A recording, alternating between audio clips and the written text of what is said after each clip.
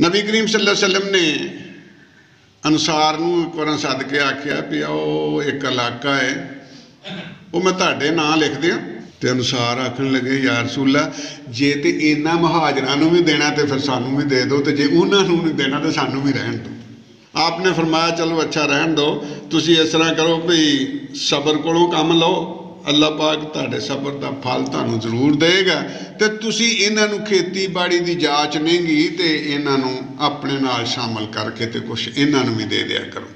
ये उहो जमाना सी यंगे यरमूक का, उहो जमाना सी तड़फते पे मुजाहद, मिट्टी च रुलते पे, पासे मारते पे, गर्मी सख्त तरीन गर्मी यरमूक की, हलक खुश्क होण दे।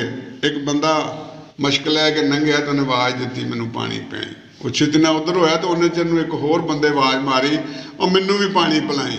तो पहले ने आख्या नहीं उन्होंने खोरे मेरे नाल बहुती लोड़ ही, जा उन्होंने पिया। वो आंदा मैं दूसरे कोल गया तो तीसरे की आवाज़ आ गई, उन्हें आख्या मेरे नाल उन्होंने बहुती लोड़ होनी है, छेती जा पहले उन्होंने पियाया। वो फरमाते ने कि मैं तीसरे कोल गया तो मेरे जांदियां नूं फौत हो गया, मेरे जांदियां नूं शहीद हो गया। मैं नस के वापस आया दूसरे को तो मेरे आउंदे नूं ओहदे भी साह मुक गए। जब मैं तीसरे को आया तो तीसरा भी इस दारे फानी तो रुखसत हो चुका सी। ये तिन्ने ही शहीद हो गए, एक दूजे ते अपनी वारी देंदे कि उन्होंने खोरे मेरे नाल बहुती लोड़ होवे, उन्होंने मेरे को बहुती लोड़ होवे। सुम्मा ला यजदून फी अनफुसिहिम हराजन, फिर अपने सीने च कोई कीना नहीं रखते, अपना दिल साफ रखते हैं। मुसलमान वालों अपना दिल साफ रखता है।